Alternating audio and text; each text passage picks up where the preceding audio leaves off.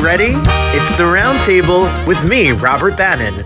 Well, hi everybody. Welcome to the Roundtable. My name is Robert Bannon, and I am so excited to have you here. We love to spotlight art and artists here on the Broadway Podcast Network and on YouTube. You can be listening to my music too. Go to robertbannon.com, BANNON.com, or see me live in New York City at Chelsea Table and Stage December 9th for a holiday show, the Robert Bannon Christmas Special. Speaking of special, speaking of music, speaking of great, we have a great show for you today. Singer, songwriter, you may have seen him on some coffee commercials. You may have listened to his music. His song has over 2 million streams. And Baskoro is here to tell us all about it. Well, we've been really honest on here about a lot of things. A, we love singers. B, we love music. C, we love talking about mental health because I'm a firm proponent of therapy, help, and thank you, God, for anxiety medication, because you do not have to feel the way that you feel every single day, or at least the way I feel every single day. And I love coffee. You know, I love coffee. So, Bo, you're my new best friend. Bo Baskoro is here with new music, and welcome to the Roundtable. What's up, everybody? Thanks so much for having me, Robert. Yeah, I'm so happy to talk to you because when I read your bio and then I listened to your music, we were streaming it in my 5th grade classroom yesterday because I teach 5th grade in Jersey. Oh, we were on it. So tell us, when did you know you wanted to be an artist? Oh my God. Okay, this is a loaded question because there were a few moments, but like the one that really validated me, I think was, do you remember a show called Smallville by any chance? Of course. Oh my God. Okay, perfect. So basically there was season 7, episode 3 of Smallville. It was called Cure. And there's a moment where, spoiler alert, if no one's seen it, it's too late. But Chloe and Bobby end up breaking up, and the song Where I Stood by Missy Higgins was playing. And I was like, oh my God, this is so sad. I think I want to make people sad. And that's when I knew I wanted to start writing music and mostly making sad songs. Really? Yeah. That was it. And did you learn how to, you play guitar or you just write? I learned how to play guitar, but the journey to guitar was kind of funny because at that point I didn't know what the names of instruments were. So I told my mom, hey mom, I want to play that instrument with the strings on it, which there's like 100 of those. So she ended up getting me into bass guitar lessons, which I was like, I don't think this is it. And then like through that, I started realizing, oh, what I want to play is the guitar. And that got me to, I figured it out and I started playing guitar. So you were little. Like, no, I just was uneducated. No. I was going to say when Smallville was on, I was of a certain age, but you must be, well, you are younger. So anyway, besides the point. So when you started to write music, and now everybody, if you follow Bo on the Instagram, listen to his music. You can listen to his music while I have you here while anywhere that music is heard, streamed, go find it and listen to it. You have made it a point in your career being over there on the West Coast, the Northwest life that you are, and you have been playing and working and getting your music out there. But then you made a point to make your music. It's not just love songs and heartbreak, and you have a message behind your music. When did those two marry together? Oh, wow. That is a really good question. I think there's a few answers, but I think the moment immediately that I go to is probably back in 2020. I was doing this treatment called EMDR, which if you're familiar with it, eye motion desensitization reprocess. Yep, exactly. So I know we just do this. I'm like, yeah. And that was a moment that I was like, it was the best, worst thing to happen to me, where it opened up a lot of my awareness to my emotions, how I was feeling, kind of like giving me the tools to recognize how I was really feeling and why I was doing or reacting the way I was.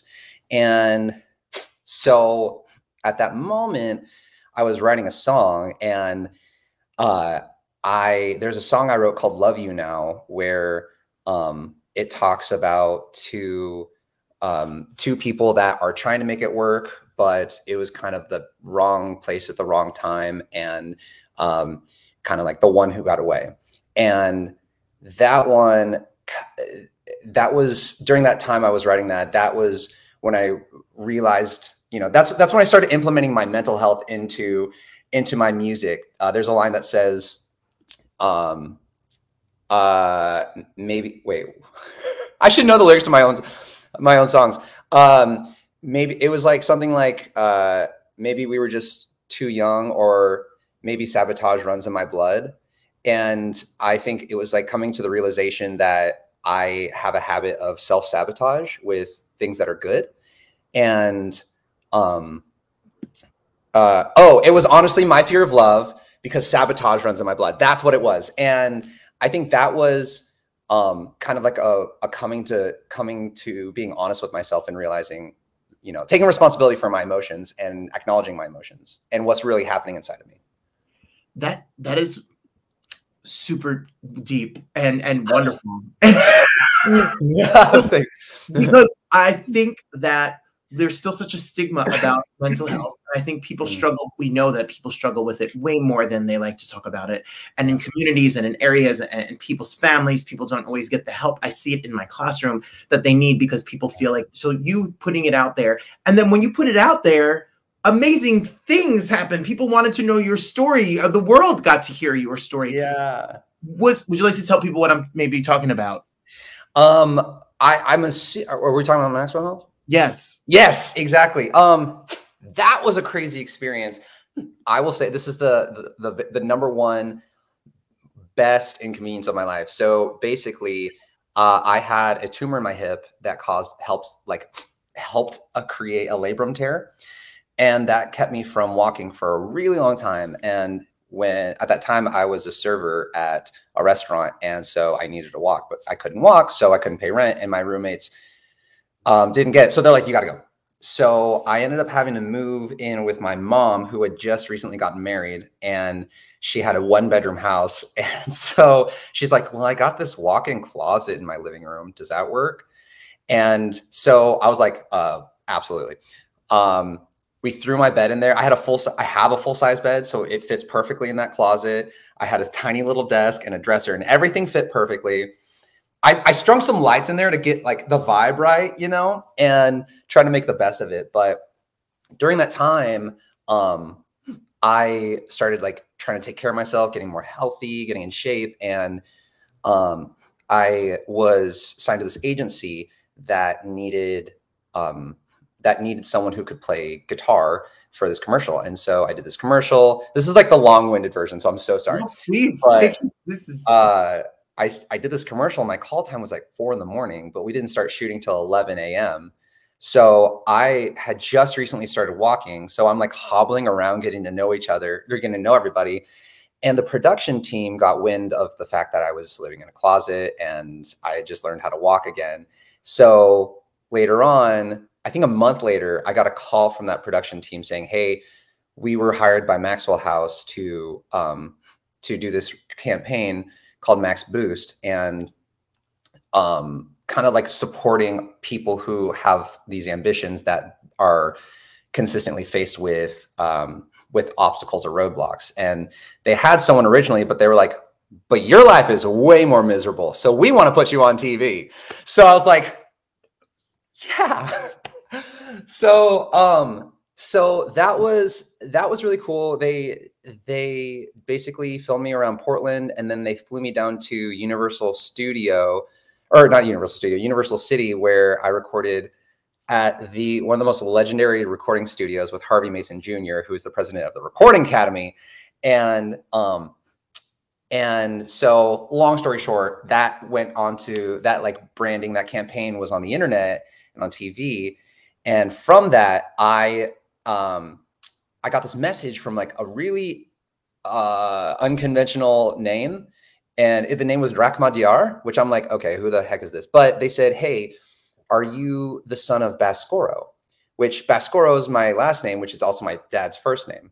I've never met my dad in my life. So I'm like, yeah, who the heck are you? This person goes, we're your cousins. We just saw you on the internet. We didn't even know you existed. we got to get to know you. And so we spent 6 months getting to know each other on the internet, like messaging. And like, you'd think that I'm like messaging some Nigerian prince and sending him a cell phone or something, you know, but it's like, they had the proof. They knew my name was Baskoro, and I'm the only Baskoro, Bo Baskoro in the United States, at least. So it's like pretty significant to like find me. And yeah, long story short, I made a point to go meet my family, which included finally meeting my dad. And that, you know, that was a long-winded story, but the point is that because of this ambition of mine, it gave me the opportunity to finally, you know, meet my dad after just growing up without one. All from this one gig that led to another gig that led to this nationwide campaign, and the journey continues. Totally. And I would argue even like all from just like having an injury and having something that like would feel so discouraging for somebody. Sure. You know, you just keep moving and you see like the fruit of that kind of, you reap the fruit of that kind of labor. And it was a really crazy experience. And I literally think about it all the time. It's actually been, the anniversary was a couple weeks ago of meeting my dad. And you're of Indonesian descent. Yes. And being in the Northwest, which is very known for, you know, the style of music that you do. Legendary artists come from the Northwest, taking their guitar and telling their stories. And we're talking about, when you're talking about Maxwell House, if you don't mind while I'm rambling, the single that you may have heard, High Keep Up, 2 million streams on Spotify plus. You know, we love our coffee and we love Maxwell House. So, oh yes. Yes. So then that leads you to now creating your own projects and telling your own stories and putting out your own work. So how has that journey been post that to now step into Bo, and we're releasing these singles, like the singles that are out now that you can be listening to, like The Lonely Nights Acoustic, which you can be streaming right now? Yes. Thank you. Yeah. That experience, totally changed the career for me, because I was being recognized, and you know, it's funny too, because I do my own publicity and I do my own marketing, and so I'm always like working really hard to share my music, let people know, you know, new music's coming out. And then with that song with High, I just like I don't think I had the capacity at that point to share it. So ironically, I didn't share that one, but that got the most traction so quickly. And people were messaging me like, hey, yo, this song is fire, you know? And I think I would argue that was the moment, that was the song, and that was the event that gave me the momentum to start, you know, putting me on at least the lower to mid tier of artists that are doing it, you know? And your voice is beautiful. Don't tell yours. And you can write a hook, and thank you. The music is out, you know. High, we said, keep the Lonely Nights, and all of the Wildfire was a group of. You need to go, and you can find all of this information, like we said, wherever music is streaming. And then to use your platform and your songwriting, it's not all sad, Bo. It makes me feel bittersweet. Good. It's so funny because I didn't even realize one of my favorite artists is Bleachers. Bleachers is Jack Antonoff, who came from the band Fun. Yep. And he writes such beautiful music. And I think I really took a lot of inspiration from him, where the music sounds fun, but then you start listening to the lyrics and you're like, what? It's so sad. And I didn't realize that until I did a show a few years ago, and someone came up and they're like, you know, we love your music so much. It's just kind of makes us sad. And I'm like, why? It sounds so happy. And then I'm looking at my lyrics like, oh yeah, I'm a sad person. But that's part of life. That's why we need, nothing makes me happier than a sad song. Like, we just need something about it, the commiseration, you know? Yes. You get in the car, it's a long day at work, you're thinking about your life or lack thereof. And yes. Yes, baby. Yes. And come on, Jack, you know, Jack Antonoff, Jersey's own. We yes. write a song here in Jersey. Are you? Oh, you're in Jersey right now? I'm in Jersey right now. Woo, let's go Jersey. The home of Jack's wedding with the Taylor Swift and Closing the Street and all the saga. I was just thinking about that and talking with someone. Oh, no, that's wild. But when you talk back to just to talk about tying it all together with mental health, you talk about Tourette's, you talk about anxiety, you talk about OCD, you talk about depression. You know, I'm someone who struggles with most of all of those things, and I have been very open about it. Yeah. But for people who don't understand, how do you describe to them? You said at one point you felt like you were a burden to the people around me. I relate to that because on my crazy days, texting, I'm nervous. There's something wrong, and are we okay? How do you describe it to people in the world or in your life to understand how you feel? And it's not just that you're needy or that you're crazy or that you're insecure, that it's really something that people really physically struggle with.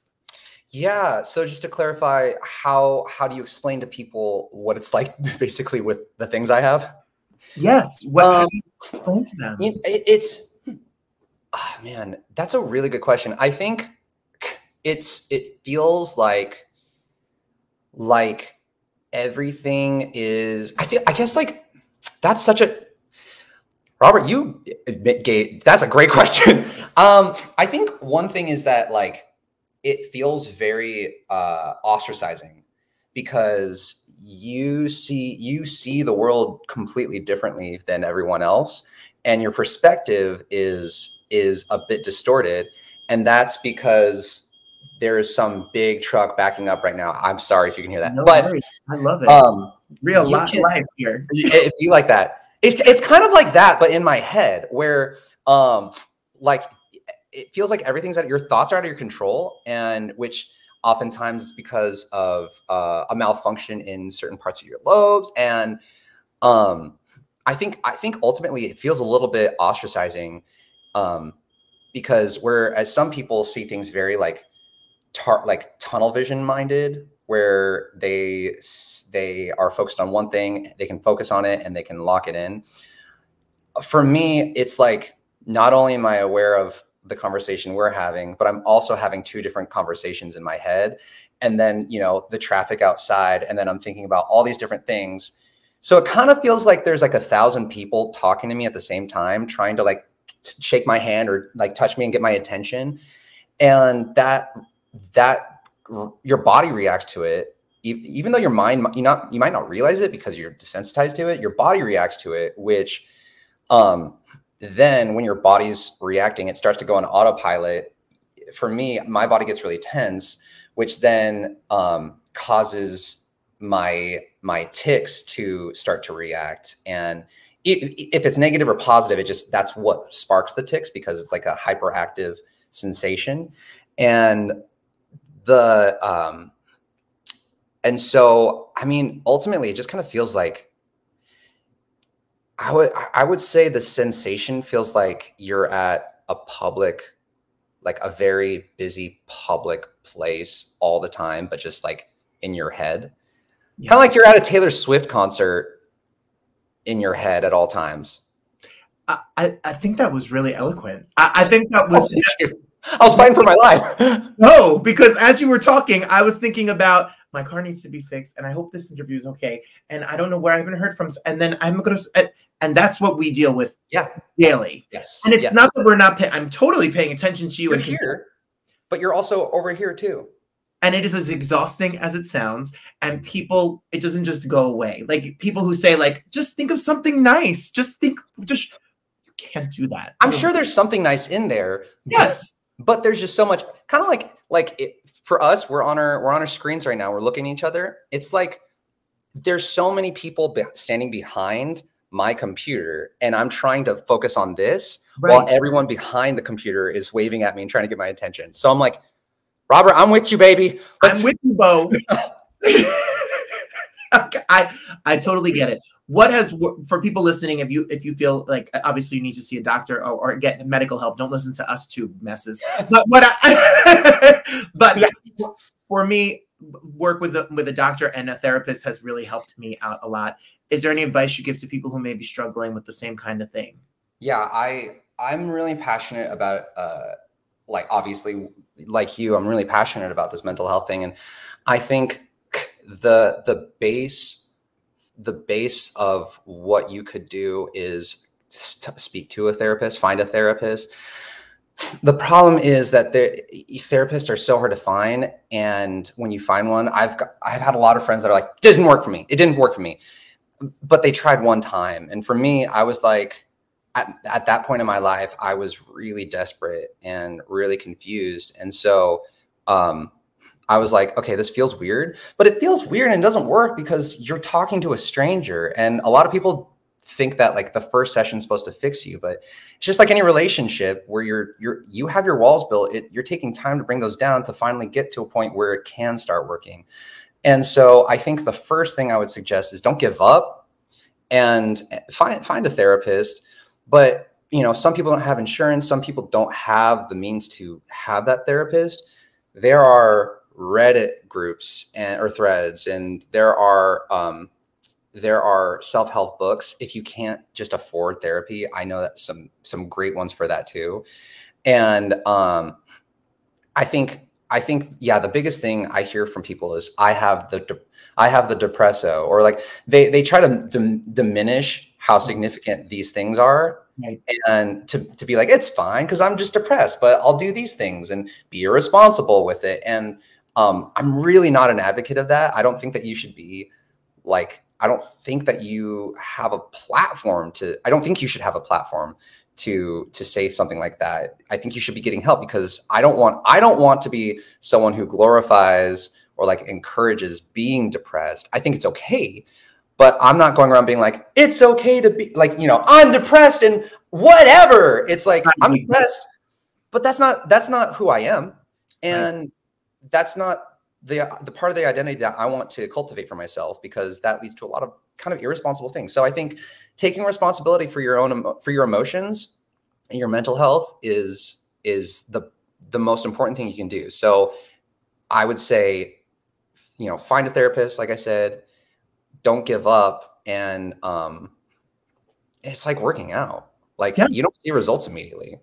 No, it takes a minute. And it takes all the time. And find something that gives you some joy. Like for me and you, it might be art. For somebody else, it might be some like hold on to something real. Like the Lonely Nights acoustic, which is streaming. Yes, it is. But I think what you said is so valuable and so important. A lot of people could say, look at you and say, he has new music and he's here and he's there and he's singing and he's doing acting and he's on commercials, but not realize that it looks like all of us. All of this looks like all of us. You know, my therapist just said something yesterday that was interesting. She said that, you know, people only see the billable time that you have, and they never see the behind the scenes or the preparation behind it. And once I started becoming more honest with my emotions, I would tell people, like, you know, I'm not doing well. I feel pretty lonely. And they're like, well, you have so many friends. I'm like, oh my God, you don't understand. And I think that a lot of people feel like this, where you could be surrounded by people, but you feel so isolated because what we were talking about before, like you have so many different things happening in here and it's keeping you from living out here. And so, I think that some people, I'm sure some people could relate to that. And another thing I told people was like, I'm not happy. And they're like, well, you seem pretty happy on, social media. And I'm like, yeah, I know. Who doesn't seem happy on social media? Why would you want to glorify, like, I'm depressed, let's post? I mean, like, that doesn't sound practical or efficient for me or sustainable for me. And, yeah, social media is a facade or just one part of somebody.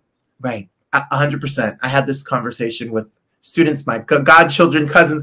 I love when people say, you're doing so great. I see you on social media and you're doing them. Yes, but that's, man. And I can only imagine for you as a teacher, how that, first of all, that has to be so rewarding, but also the toll it must take to be able to have to put that on. I would argue it's the same thing. You have to put it on in order to take care of someone else, or in order to take care or focus on something else. And so to be able to do that is really impressive. And it's more, I would argue it's more significant.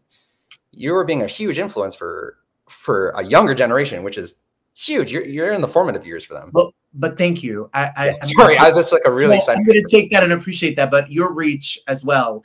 and what you're saying and what you're doing is reaching people of all ages everywhere around the world. I'm grateful to have my little classroom, but and this platform, but your music is heard wherever, you know, music is, and your message and your story and being so honest and brave to talk about it will change and save lives. It will change and save lives. I like you, Bo. You come to Robert. This is so fun. You come to New York City or you come to the East Coast and do a show, I will front and center. You had me there, baby. I went to New York for the first time last year and was like, this is one of the greatest places in the world. It's a lot. It is the biggest melting. So I come from Portland, Oregon, and Portland is notorious for being like, we have diversity, which I went to New York. Enough said, dude. Like, I get it. Man, it was beautiful. It was beautiful. Well, we need to see this. We need to see the albums and the singles and all of it live and in person one day and out and about here in the East Coast.